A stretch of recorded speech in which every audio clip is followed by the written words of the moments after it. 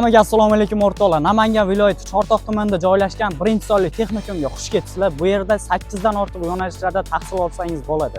Hozir bu yo'nalishlarni birgalikda ko'rib chiqamiz. Qani bo'lmasam ketdik.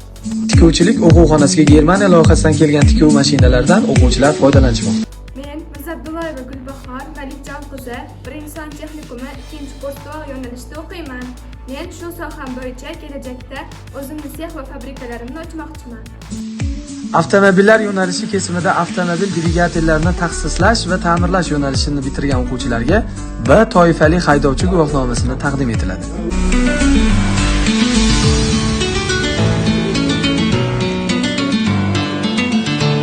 Radio teleapparaturalarni ta'mirlash va elektr montiyor bino va inshootlarni montaj qilish bo'yicha yangi sohada Germaniya loyihasidan kelgan jihozlardan o'quvchilarimiz foydalanishadi.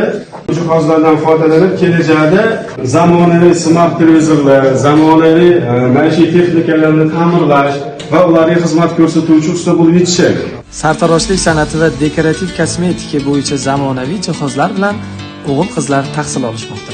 Ko'rib turganingizdek, elektr gaz payvandlash o'quv ustaxonamizda o'quvchilar o'z sohalari bo'yicha jihozlardan keng foydalanishmoqda. O'qishni tamomlagach, o'z tadbirkorliklarini boshlashlari mumkin. Kompyuter grafikasi va dizayn operatori yo'nalishi tashkil etilgan. Bu yo'nalishda maktab professiyasini bitiruvchilari 9 yil bitirgandan keyin kelib 2 yillik tahsil olishadi. Bugungi kunda Chortoq Aynis o'quv markazi ham mavjud.